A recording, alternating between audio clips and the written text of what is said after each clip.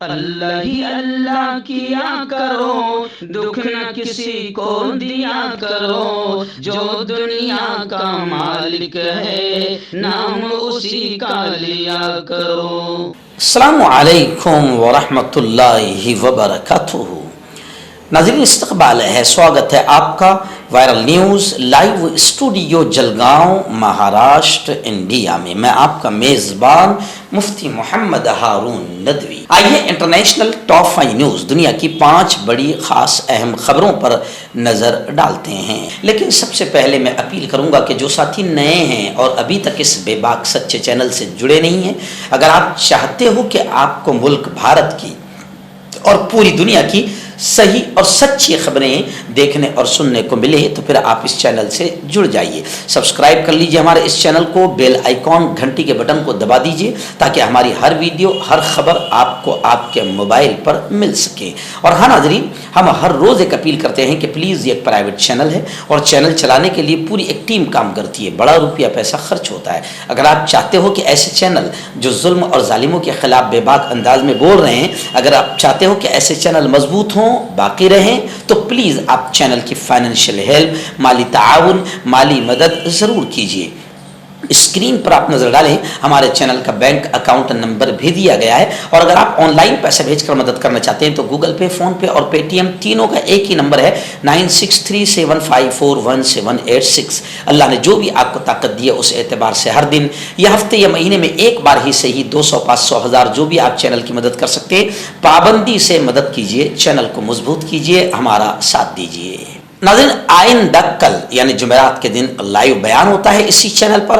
آئندہ کل 8:30 بجے بہت ہی اہم عنوان پر اسی چینل پر لائیو بیان ہوگا، اور عنوان ہے تیرا میرا رشتہ کیا۔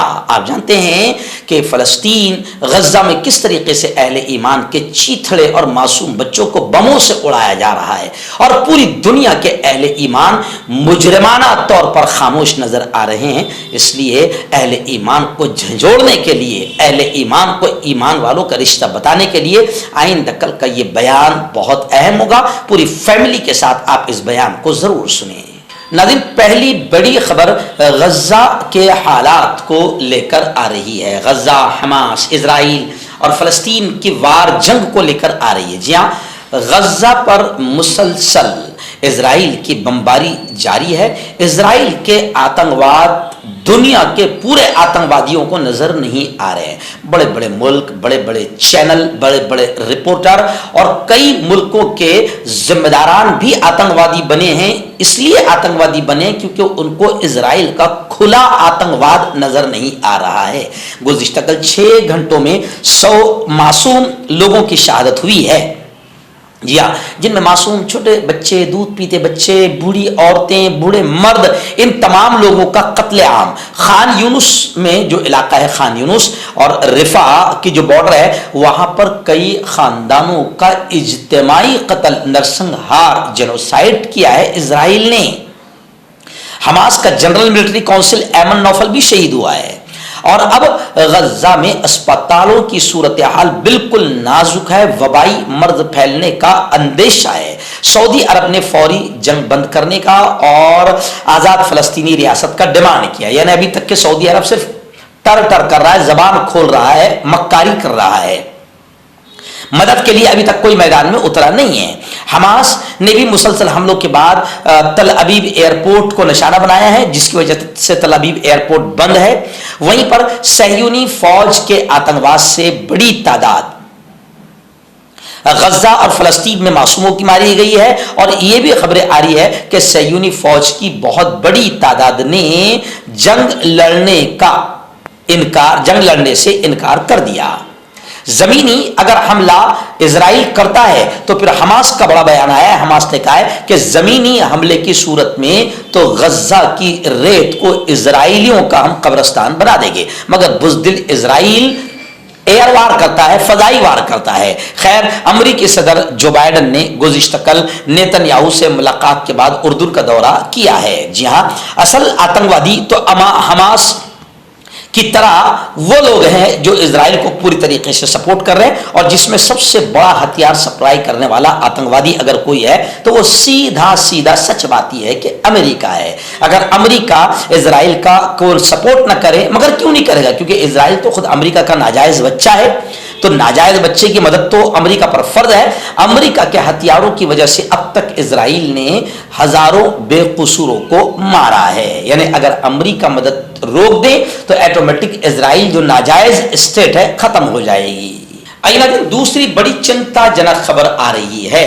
جی ہاں، عالمی ادارہ صحت WHO نے کہا ہے کہ اب اگر حماس کو، غزہ کو، یعنی معصوم فلسطینیوں کو اگر وہاں پر مدد نہیں پہنچتی ہے تو پھر ڈاکٹروں کو اپنے مریضوں کے ڈیتھ سرٹیفکیٹ تیار کرنے ہوں گے، یعنی اتنا برا حال ہے وہاں، دوائیں وغیرہ کچھ بھی غزہ میں نہیں پہنچ پا رہی ہے، اور کہا جا رہا ہے کہ اب اصل تباہی کے لیے صرف 24 گھنٹے بچے ہیں، یعنی حالات بہت زیادہ خراب ہے۔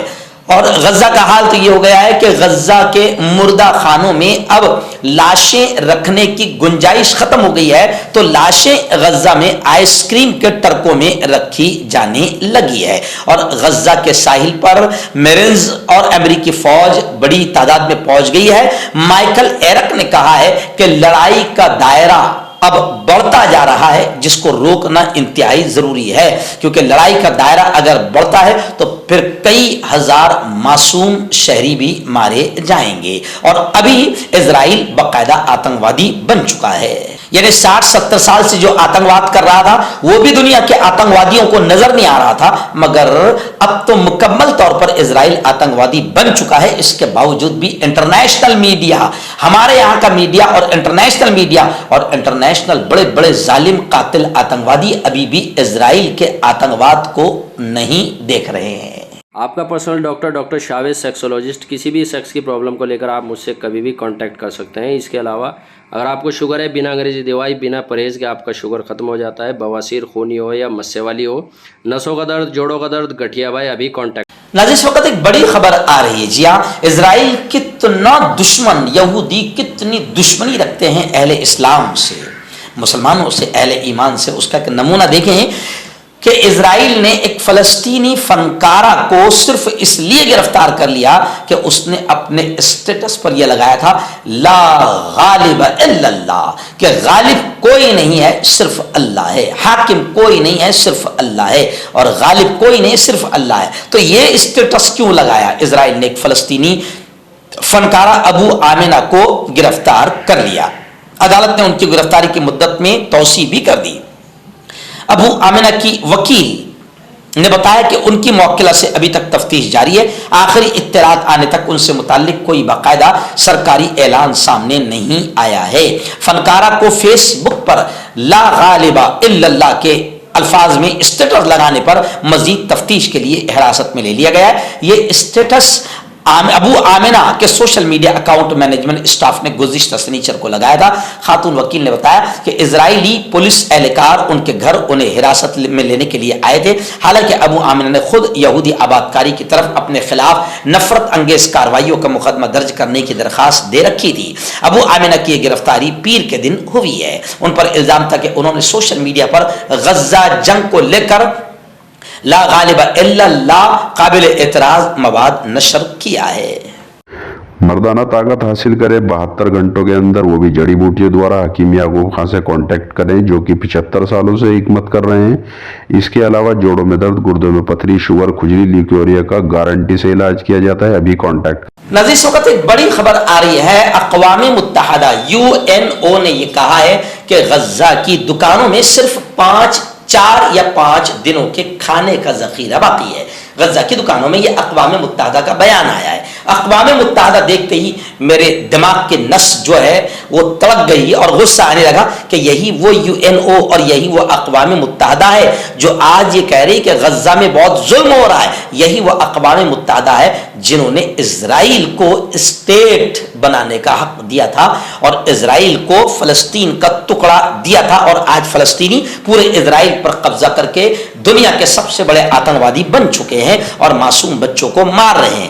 خیر، اقوام متحدہ کا یہ بیان ایسے وقت میں سامنے آیا جبکہ اسرائیل 23 لاکھ افراد پر مشتمل غزہ میں جارحانہ کارروائی تیز کرنے کی تیاری کر رہا ہے، جس نے غزہ میں انسانی بحران کو جنم دیا ہے اور ایران کے ساتھ تنازع میں اضافے کا خدشہ بھی پیدا کر دیا ہے۔